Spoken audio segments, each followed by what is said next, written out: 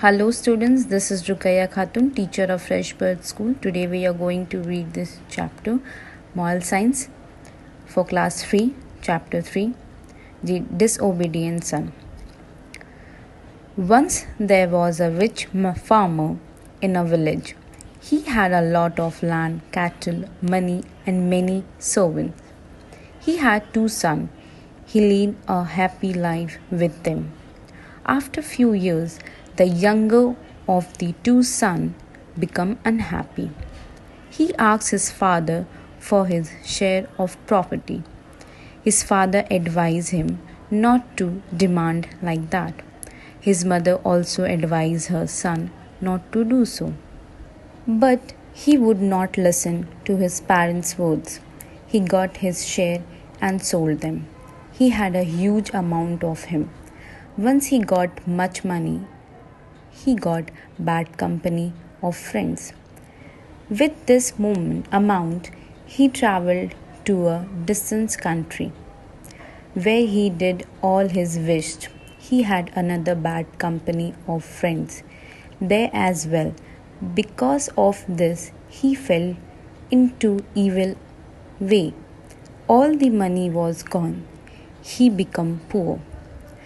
At that time, no one helped him out of the bad company. Soon he fell into debt. Then he understood his mistake and returned to his country, to his parents.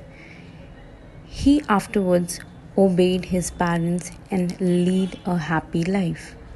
So, story में एक सन है जो disobedient है. Disobedient का मतलब होता है जो किसी की बात नहीं मानता है, जो किसी के ओबे नहीं करता है, बात सुनता नहीं है, सिर्फ अपनी मन मर्जी का करता है.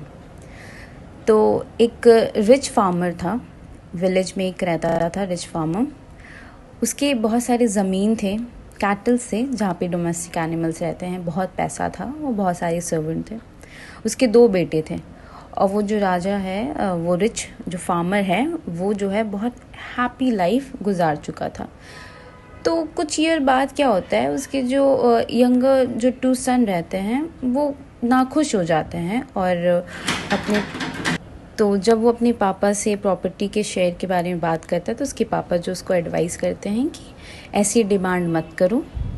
उसकी मम्मी भी यही एडवाइस करती है अपने सन को कि ये गलत है, ये ऐसे मत करो. पर वो अपने पेरेंट्स की कुछ भी बात पे एग्री नहीं करते, उनके बिल्कुल बात नहीं सुनता है, उनको बिल्कुल ओबे नहीं करता है. और फिर एंड में क्या होता है, उसको अपना शेयर जो है वो मिल जाता है और वो उसे बेच भी देता है. और उस प्रॉपर्टी को बेचने के बाद उसके पास बहुत सारा पैसा आ जाता है और उसके बाद उसकी जो दोस्ती जो है वो बुरे लोगों से हो जाती है. और फिर वो क्या करता है, उस पैसे से बाहर चला जाता है, कंट्री के बाहर निकल जाता है. और जब वो बाहर जाता है तो अपनी सारी ख्वाहिशें पूरी करते हैं और भी बेकार दोस्त फ्रेंड्स उसे मिलते हैं और उसका सारा पैसा ख़त्म हो जाता है और वो बुरे रास्ते में चला जाता है और फिर जो है बहुत पछताता है. तो फिर वो कुछ टाइम बाद जो है वो अपनी कंट्री में लौट आता है और वो समझ जाता है कि उससे क्या मिस्टेक हुआ था. उसे अपने पेरेंट्स की बात को मानना चाहिए, उसकी हर बात को मानना चाहिए, उनको ओबे करना चाहिए, उसे डिसोबीडियंट नहीं होना चाहिए था. और बाद में क्या होता है, आफ्टरवर्ड जो है वो सारे फिर जो है बहुत पछताता है. तो फिर वो कुछ टाइम बाद जो है वो अपनी कंट्री में लौट आता है और वो समझ जाता है कि उससे क्या मिस्टेक हुआ था. उसे अपने पेरेंट्स की बात को मानना चाहिए, उसकी हर बात को मानना चाहिए, उनको ओबे करना चाहिए, उसे डिसोबीडियंट नहीं होना चाहिए था. और बाद में क्या होता है, आफ्टरवर्ड जो है वो सारे अपने पेरेंट्स की सारी बातें को ओबे करने लगते हैं और एक हैप्पी लाइफ जीने लगता है. तो इस स्टोरी से हम लोग को ये समझ में आता है कि हम लोगों को हमेशा अपने बड़ों की, अपने पेरेंट्स की बात को सुनना चाहिए, समझना चाहिए कि वो जो भी कह रहे हैं हम लोगों के अच्छे के लिए कह रहे हैं. हम लोग को फॉलो करना चाहिए वो रूल्स और ना ही उनसे बहस या उनको नाराज़ करना चाहिए या उनसे बदतमीज़ी करना चाहिए. हमेशा उन लोगों को रिस्पेक्ट देना चाहिए, उन लोगों की बातें सुनना चाहिए.